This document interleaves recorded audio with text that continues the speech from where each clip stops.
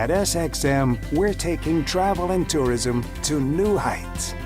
Here we boast spacious check-in areas, 10 passport control points, comfortable departure lounges, and an exciting new airport mall. Finally, there's an airport in the Caribbean that takes your travel plans as seriously as you do. Princess Juliana International Airport. The experience will move you.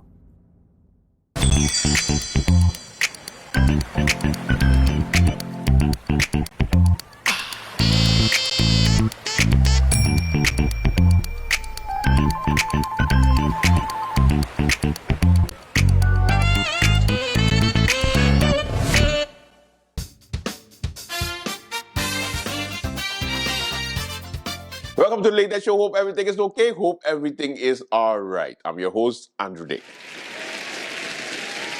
It's a good thing that, this show, I do it, straight all the time. I don't make no mistakes, and this is not the fifth or the sixth cut. All right. Now, today on the show, we have a lot in store for you. Of course, we are going to be looking at the members of parliament that are no longer there, meaning the former members of parliament, in a segment we call Where Are They Now? Yes, okay. So where are they now? Now, I know you're wondering, because it's a new look for parliament. We've recently finished a term, a full term, 4 years. So now the question is, in math and English, where is? Where they be? Where they be? Huh? Now, we're going to start off with some members of parliament that I know you are going to miss. We're going to start off with the National Alliance.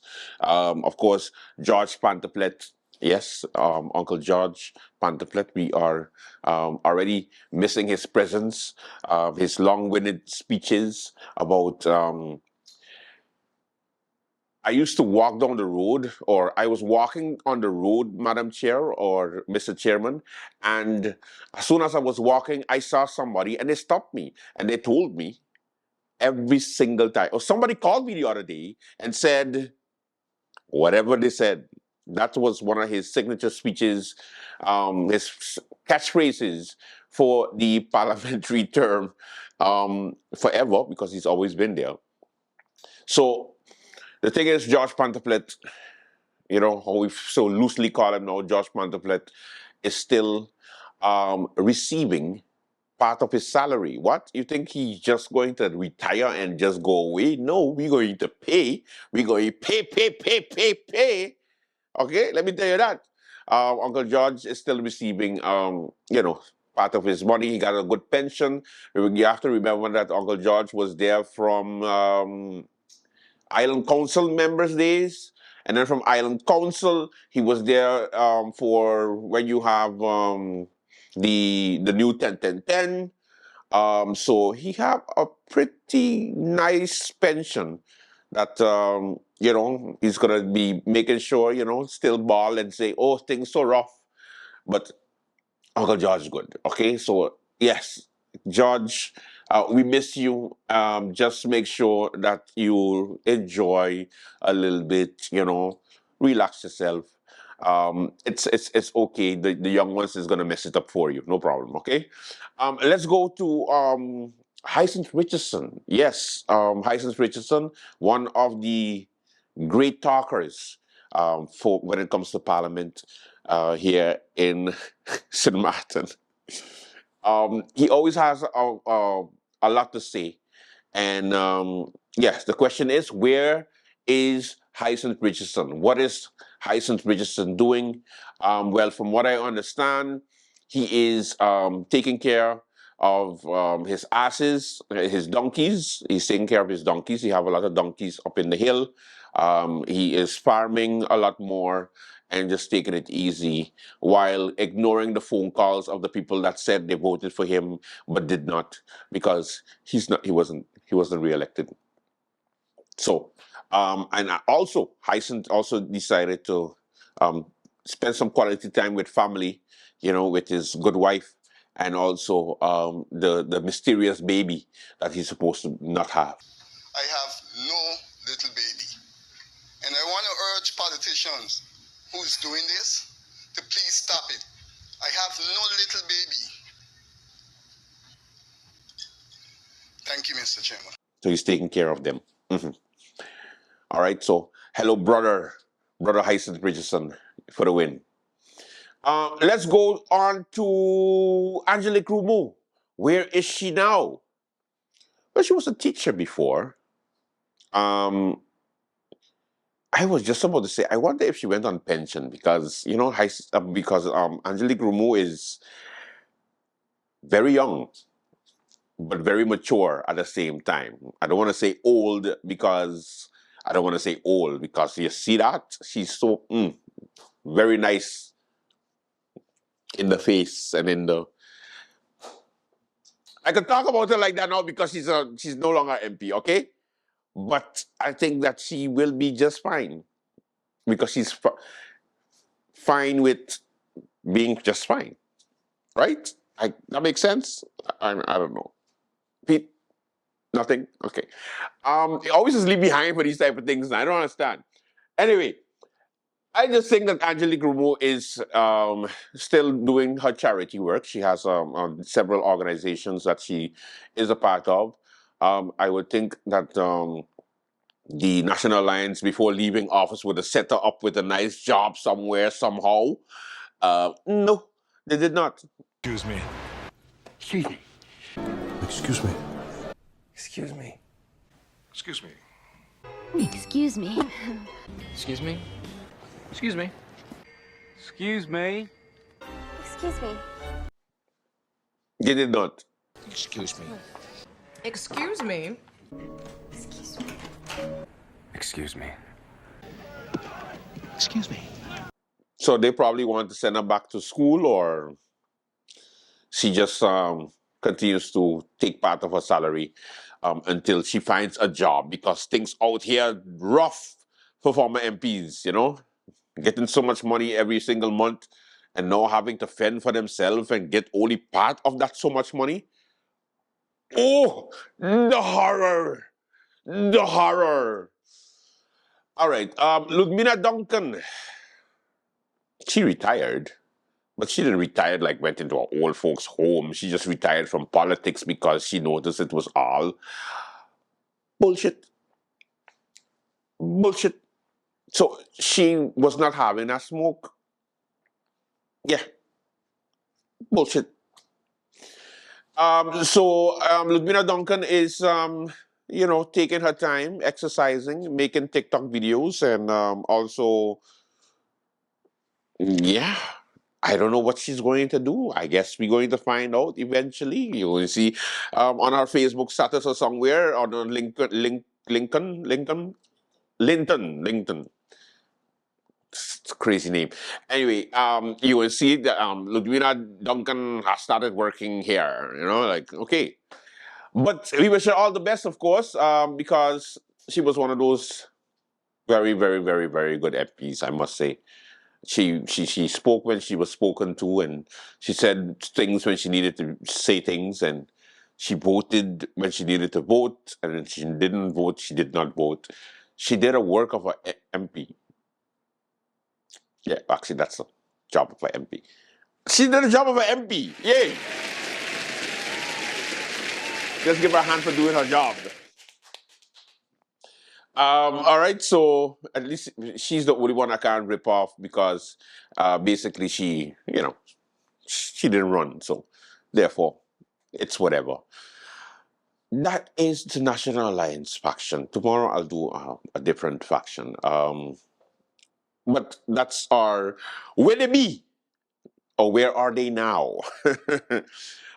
In some other news, the haircut, the hairstyles in 2024 for our children going to school continues to be a major issues for private schools, mostly because public schools don't have that problem. Mm-mm.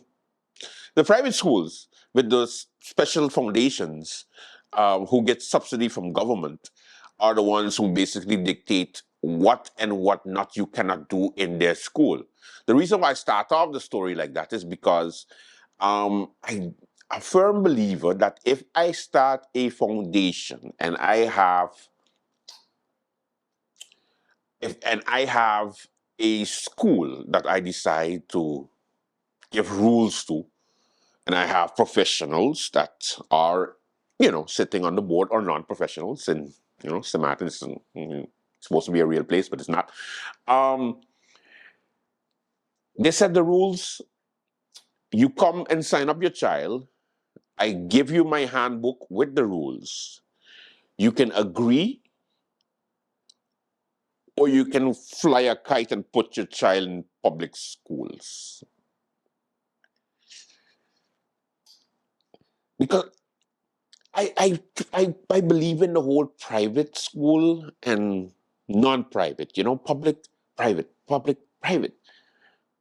So we telling Academy, hey, my kid's supposed to come with any type of hairstyle because he needs an education. Well, maybe you should put your child in, public school. I don't know if I take it too simple, because you're saying, yeah, they're not supposed to do that. It's 2024, and then it's the people that rules. I was, because I was outraged the first time I saw my good friend Mixie put up the post on Facebook, basically stating that his teacher and he's getting picked on with his child who had big hair or afro. I can't remember the context, but basically complaining about his child being taken advantage of by the management and teachers there at the school because of the hairstyle that he have, and he's not supposed to bam bam bam. And yes, and I understand he was supposed to be in the Caribbean, for God's sake. Wearing our hair anyway should be a testament to who he is as a people.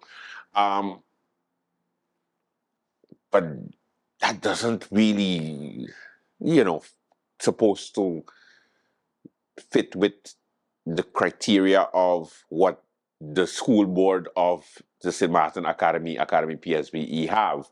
I mean, listen, they are one of those most bullshit rules, handbooks ever that I saw.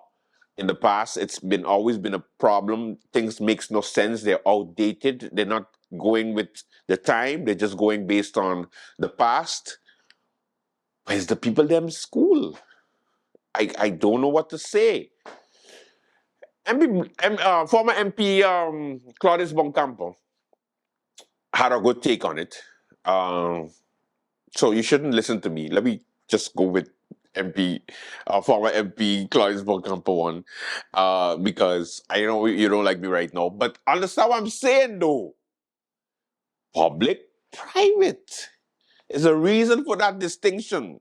If you want your child to go to a private school, you got to stick to their rules. Like, you have to. You can bring it up in PTA meetings. You can spit in the cookies dough and give it to the teacher. You can poison the apple. No, that's a little bit too far. But I'm just saying, like, just the people in school. They can do what they want. Anyway, MP Boncampo, former MP Boncampo, please help. I decided today I was going to touch a few topics. One of them was the one that last week, I believe it was, my good friend Mixie put out a post on Facebook that caught my attention, because it's not the first time that this was happening.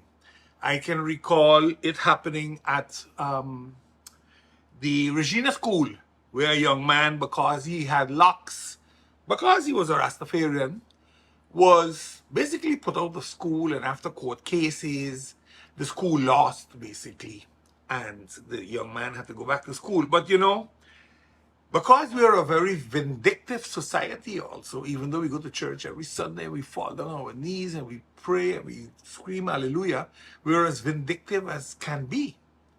We are also hypocrites.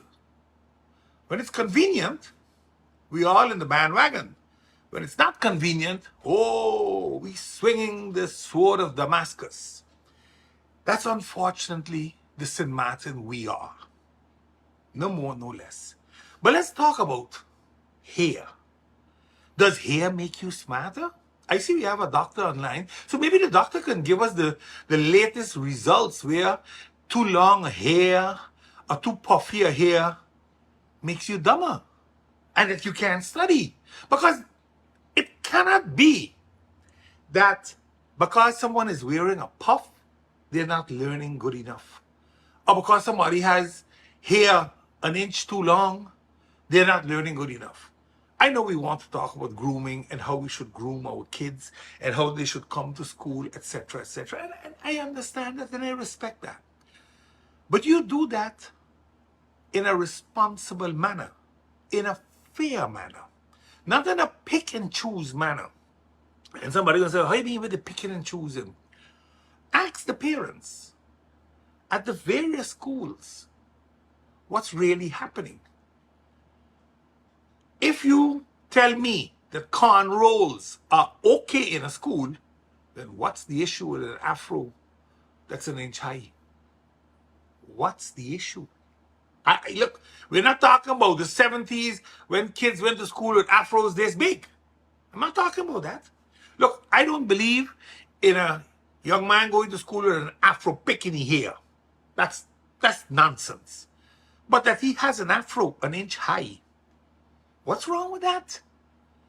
That is groomed. We have people. I went to school. I used to have a ponytail. What's the issue? I study just as good. I mean, we are telling the children, I don't want you to seek your own identity. You will take the identity that we are giving you in this school. But if the identity in the school is that of an oppressor, then you have a problem. And then you go and teach Black History Month. But they may not have an afro higher or an inch down. I mean, come on, man. You see what I just told you about hypocrisy and those type of things? This is exactly what it is. Because it makes no sense. It absolutely makes no sense. That children have to be groomed, I agree with you. I am not going to tell you that. But you know, we say one thing and we do a different thing. Because the same schools out there selling chubbies and sweets and all kind of craziness, while most of the kids become diabetic very young. But that's not important because they're making money with it. You see the hypocrisy? Schools are learning institutions. They are development institutions for children. That's where they develop. And yes, you want to guide them, but guide them properly. Guide them properly. And very often, it is better you know the child and you understand the child than you constantly fight the child and challenge the child because he's going to resist. He or she are going to resist. And instead of you getting a student, you're getting a rebel. And this time, don't say it's a rebel without a cause. It is a rebel with a cause because they are standing for their identity. And we got to be careful when we say that your hair can't be in a puff, your hair can't be longer than so much, your hair must be in a bun or a braid. You know, where do we stop? Where do we stop? Is a young man allowed to have a beard? Or is that too considered ungroomed? You see, because the teachers, they're walking around with beard, long hair, and all kind of stupidness. But that's not an issue. We need to understand the culture we're in. We are a very multinational island. 120-something nationalities. We all come with our cultures. And yes, I agree, you try your utmost to guide it as fair as possible.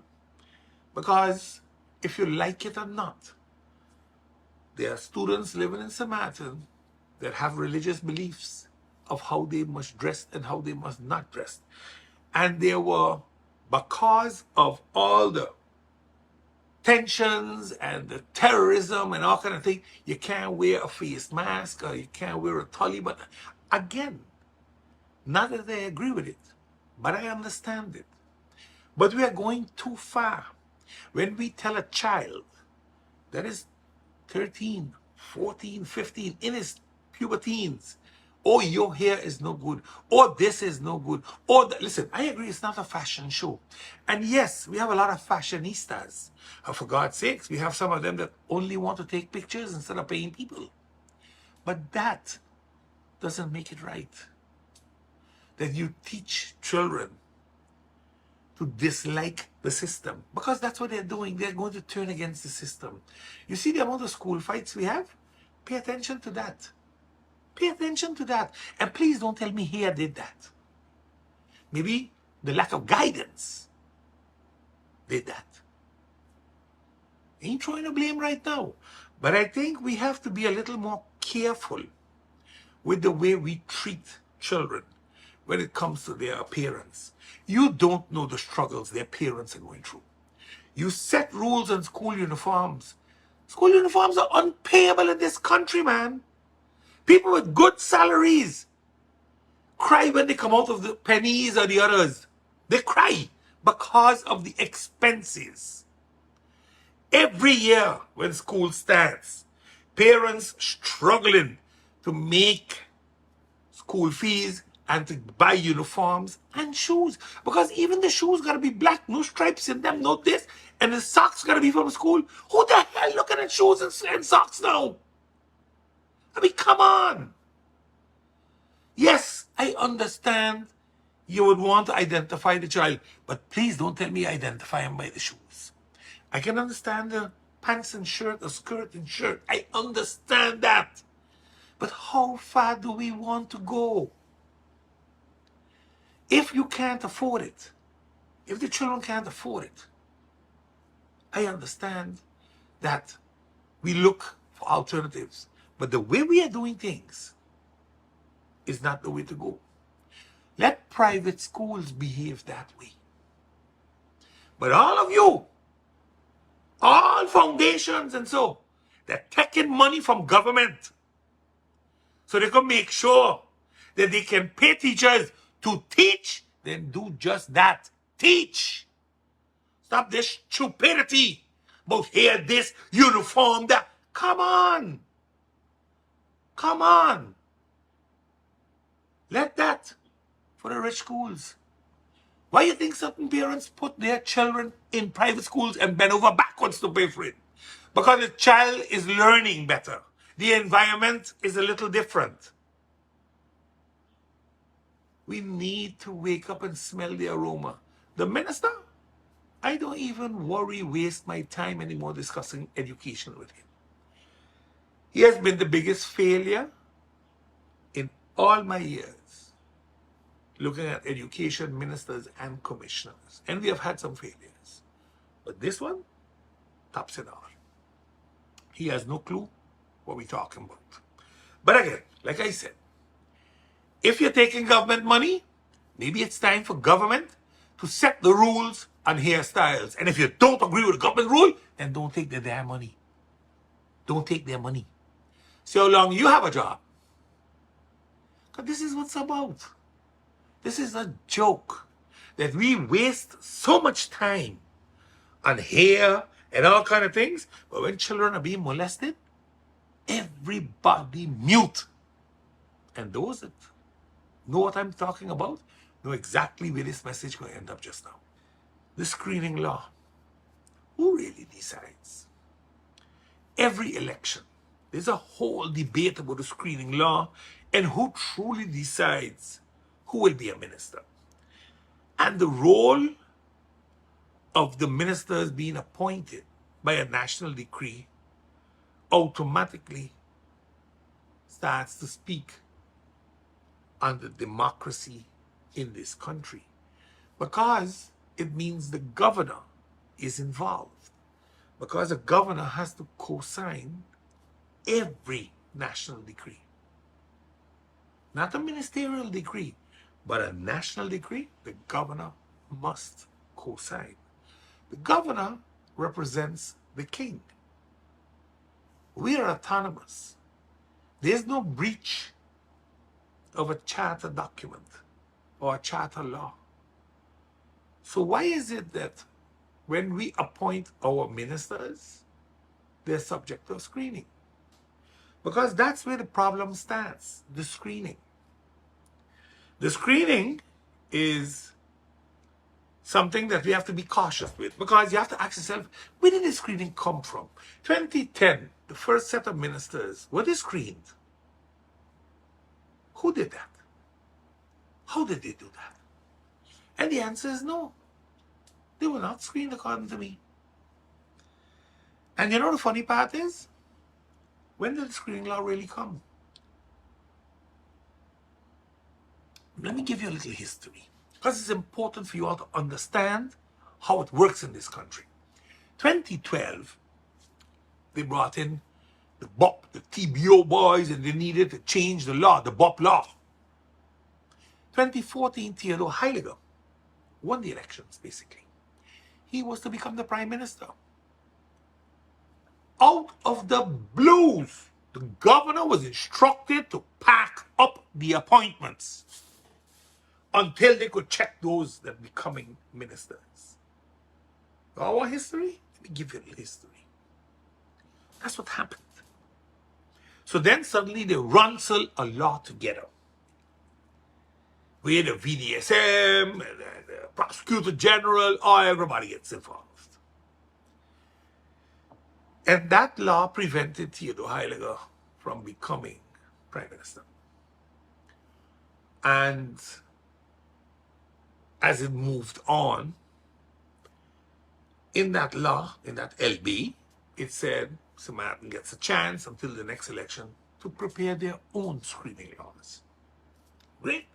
So, which they did.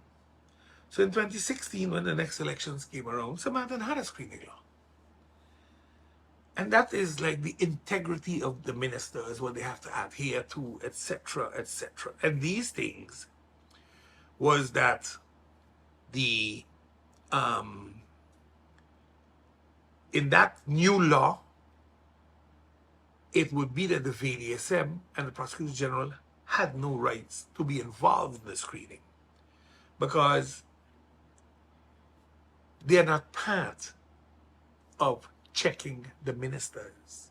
Again, we have something we call trias politicas. Government, so ministers and all that, parliament, the legislative branch, and the justice branch. Now, when you look at how this all playing out now, because you got to fast forward, you have to fast forward and look at how this goes. The governor, his role is to sign the national decree. All this about appointing formateurs and informateurs is a joke. It's a complete joke. That is the job of the politicians. If this was etched in stone, then the king would have appointed the formateurs and informateurs in Holland too. Doesn't. Wilders and them appointed the informateurs in the Netherlands. Because the political party said they didn't want nothing to do with the governor because he screwed, the king, he screwed up the Rutte 3 and 4 cabinet with his nonsense. So here now we get a governor that sets a bunch of rules for the informateurs to go and deal with. One, asking people and organizations if they believe this government is okay. But then why the hell we voted? Why did we vote? Democracy seems not to exist. It just ain't existing. Now, this is a very dangerous trend we are on right now. Because at the end of the day, we got to continue looking at what is allowed and what's not allowed. Now, the governor, I understood, told the formateur he will not sign any candidate, minister, who has a red flag. And I said, okay, this is getting interesting. So what's a red flag? You waving one? You waving the DP red flag? Is that what you're talking about? Or is it that he owed taxes and he got to first pay taxes and then he'll appoint him? Or is it that the prosecutor's office said, no, we're busy investigating him, or we planning to investigate him for whatever crime we're going to make up that he do? Or is it that the VDSM says, well, we have him linked to international terrorism, etc., whatever. Because they did a deep dive on the candidate.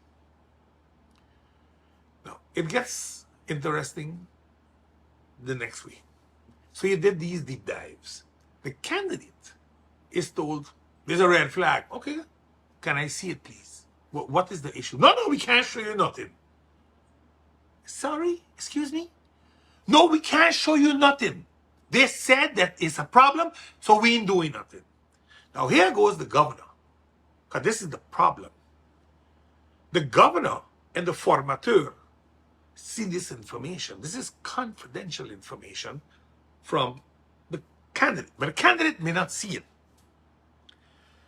The governor says, I ain't signing the LB because there's a red flag. No, the governor has 4 reasons to refuse signing an LB. 4. 1, it's in contradiction with the statute. Having a reason that I suspect you of something. Not that you're guilty. Listen carefully. I suspect you of something. No place in the statute covers that. An international regulation, so a treaty, it's in conflict with a treaty, or a kingdom act, or a general measure of government administration. It's a regs. Kingdom law, kingdom act. You do something that can go through. Now, mind you, I'm going to come back to these things because I'm going to put it in perspective for you. Or, with interest, the care or safeguarding in some matter, which is actually a kingdom matter taken up in the statute in Article 43 or 44, I believe. That if we can't guarantee safety, the kingdom steps in. If we can't guarantee human rights, the kingdom steps in. It didn't say if we can't guarantee that somebody is not a criminal, because he is not. He is suspected of having committed a crime. He has not been convicted. Like, for example, Mark Rutte was, and Geert Wilders were. But yet they are ministers. One was a prime minister for 11 years. The other one will become the prime minister in the next few months. So the governor, if he don't want to sign it, has to send it up to the Netherlands. He can't sit on it here in his office and hide it. It has to go to the Council of State. Raad van State, sorry, in the Netherlands, so that they can review it and make a decision. It will be the first time in history in Samatin that this will happen. But maybe it's time for it to happen, because we cannot continue doing things the wrong way and then say, yeah, but that's habit. We're doing that for 12 years already, 14 years. Where we get down for? So if somebody was raping a child for 14 years, we should continue allowing him to do it because it's habit? Think, people. Wake up. Stop being a fool. Stop being led on a chain to water. Loosen the chain and find your water. The rights of people are trampled on using a screening law. But it's going to get nicer, because the national order on the integrity of ministers is basically what should have been used for screening. And you can make an adjustment to that national ordinance on the integrity of ministers. This law is hardly even talked about or used or looked at when screening. Basically, when screening, it is what a VDSM says and what a prosecutor's office say. That will decide if you pass in, yes or no. That's it. All the other nonsense about what you own and the way you don't own, that's after the fact. And when you finish minister, they come back to see if you're thief or not. That's what that's for.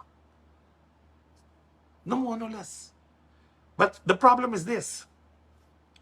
If you use the integrity ordinance for ministers, you will realize that that is a very fair, direct manner of screening a minister, taking note of assets, outstanding taxes, and family relations, and all those type of things. Look, the Minister of Justice and the Prime Minister have a role in that screening. But there's no direct role for the prosecutor, only via the Minister of Justice and the VDSM. Now, what happened some time ago? 2020, you all can remember that year? In 2020, we had a problem with a minister, Minister Otley. So Otley couldn't pass screening for, what was it exactly? We planning to investigate / charging.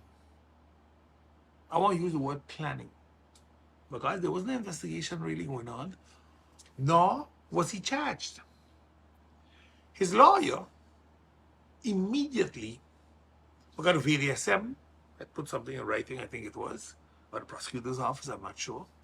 Immediately, his lawyer wrote to the Committee of Supervision for the VDSM. And when she did that, there was a whole discussion about the eligibility of the VDSM doing any sort of antecedent undersuch or screening or whatever. They're not allowed. And then he said to me, but what do you mean they're not allowed? Because the laws that govern the VDSM don't allow them to screen a minister. Because a minister doesn't hold a confidentiality position, a trust position, a vertrouwensfunctie, as it is defined in our laws. But who cares? We will still do it. Well, MP Otley, at that point in time, because he was an MP, fought this. And in November of 2020, the Committee of Supervision that oversees the VDSM made a stunning revelation. One, the VDSM is not legally allowed to screen any minister. Two, Minister Otley cannot appeal the decision because the decision is illegal. There's no basis for that decision. This was signed off by Justice Holter. All right? Justice, a judge. You think the governor gives a shit? You think this governor gives a shit? No, they don't. Because if they do, there would be no VDSM screening right now. Because the law didn't change. And if the law changed, please publish it. Then I will apologize. But I know the law didn't change, to my knowledge. All my reviews, I can't find that change. The VDSM may not do screening. They may not. The public prosecutor, he can tell the justice minister, hey, this is what I saw, or this is what there is. Again, the presumption of innocent until proven guilty doesn't work. It just don't work in this country. But there were more things in the Otley verdict. And one of them was that there was a grave wrongdoing to MP Otley, because when they told him as candidate minister, he could not be sworn in or given the oath of minister because of an investigation, he was not allowed to know what he was being investigated for. So you're telling him no, and he must believe in those that said what they're doing. We have had enough prosecutors that went to jail for fraud and corruption. We have had enough.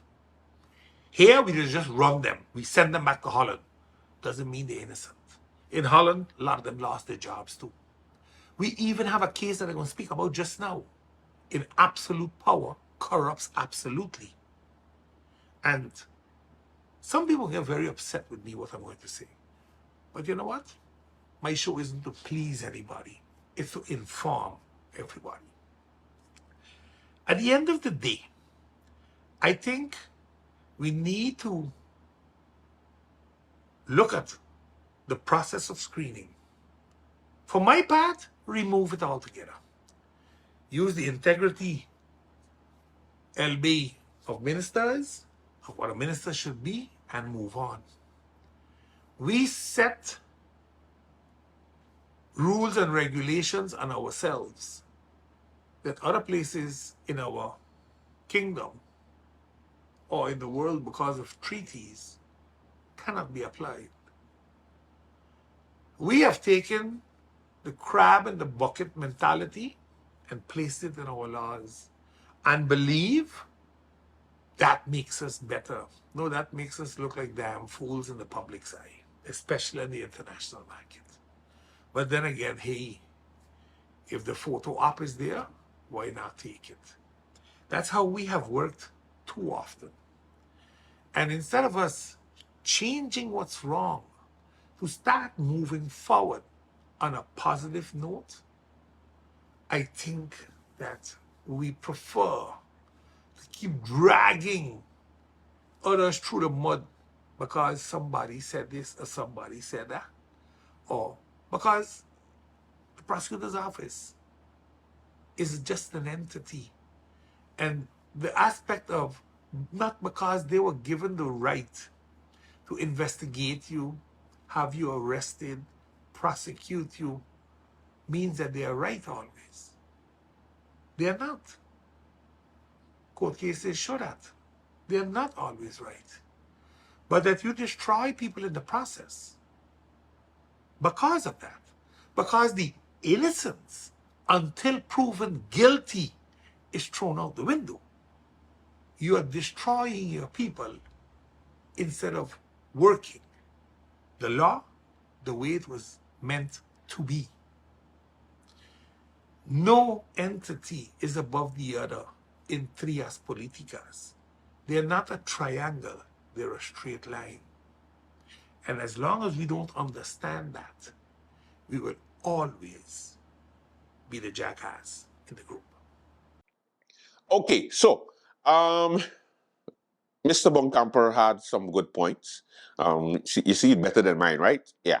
And also you have the situation with the screening that he also put in. You see, I give you a bonus. You know, that was part of his podcast on Monday. Welcome to the late night. We have a good one for you. Let's go.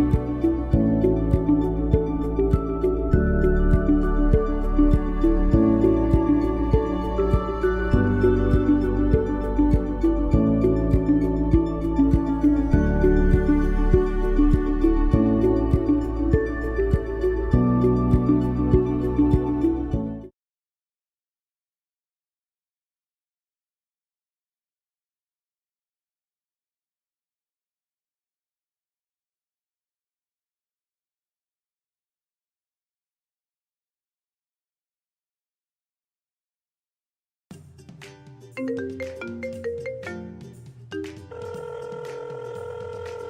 Mom. How are you? Hi, darling. I'm fine. Just calling to say hi. Oh, okay. We got over here. Girl, I hear watching this movie and it.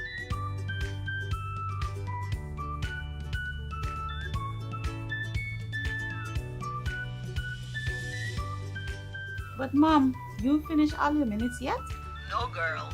Talem has new postpaid plans and automatically upgraded my postpaid package. Is that so? Guess what? I am getting more minutes and almost double the amount of data for the same price. I guess I'm making a switch now. Let me call you back, Mom. Hey, Tash, you hear about Telem new postpaid plans?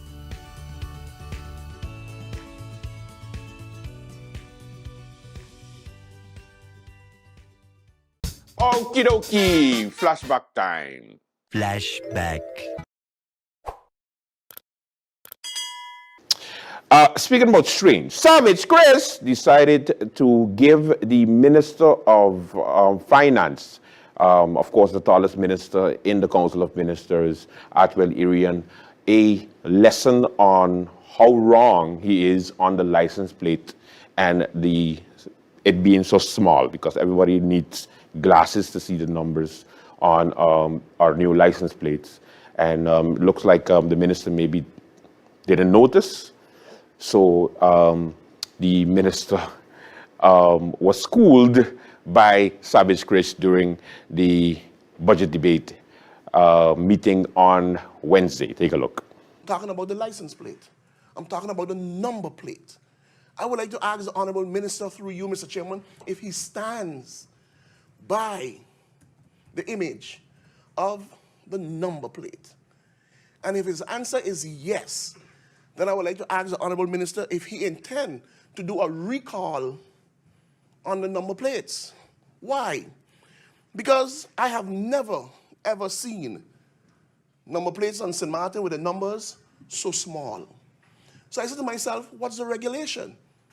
And then I had some of my police friends call me and say, the number's too small, the number's this, the number's that. So I said, there must be something regulating number plates. There must be something. And I said to myself, okay, let me go and find out. And it states, Mr. Chairman, the dimension of the letters and numbers of the license plate referred to in subsection 1C are for motor vehicles other than motorcycles.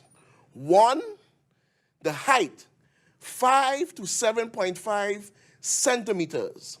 Thickness, approximately 4 millimeters. Millimeters.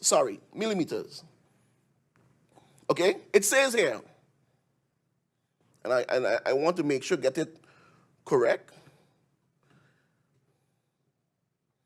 It says, regulation of the Minister of Finance of October the 21st, 2011, establishing the characteristics of license plates, the number series for the various categories, the motor vehicles, and the fee payable for license plates for the 2012 tax year regulations on license plate 2012. I would like to ask the Honorable Minister through you, has this changed? Has it changed to present? Because, Mr. Chairman, if that is the case, right here, I have an actual size. Because I got one from a partner. I went and I photocopied it and made sure it was the actual size of it to measure the numbers. And I marked the numbers, Mr. Chairman. So when you take the ruler and you go right by this line here and you go down, it's 4.7 centimeters. It's wrong. The regulations say 5 to 7.5. So you can't be under 5. This says 4.7. And if you go on, it goes on to 4.3 and 4.5. So I would like to ask the Honorable Minister, is there going to be a recall? And if that is the case, do you have budget for it? But then I say, let me go a bit further. Because then you might want to question, what does the old plate says? Well, I have one here too. And if you take the measurements of the old plate, exactly 7.5. So the regulations on the old plate is correct. But on the new one, it's wrong. And the thing about it is, the minister make it known to us and the people of St. Martin, this is your plate for life. Well, then I stand to be corrected for it. Then not for life, but this is a plate you're going to be using because you wouldn't have to change it again. That sounds like life to me. But I could be wrong. So I would like to ask you, Mr. Chairman, to the Honorable Minister, who did the execution of the plates? And did they know what the regulation stated? Because according to the Honorable Minister of Justice, when asked the question concerning the payments to the police officers, she said, and I quote, me, Anna Elaine Richardson, is going to do it the right way, according to the law. Mr. Chairman, this ain't the right way. Nor is this according to the law. And what is unfortunate is that the design is so beautiful. I love it. But then again, this is what you get from the government in their execution. So I don't know what it is, unless the regulations has changed. If that is the case, can the minister provide such? Mr. Chairman, I would like to know. Because it doesn't take anybody with 20/20 vision to look at this and say something is wrong in terms of the numbers. They are just too small. We all know it, but we don't want to say anything because we feel we're going to sort of disturb the designer. No, the designer did an awesome job. That's a talent we have here in St. Martin. So I didn't expect anything else different. But Mr. Chairman, this is wrong. That is it for the Late Night Show. Thank you so much for watching. Until tomorrow, do have a safe and pleasant one. Bye-bye.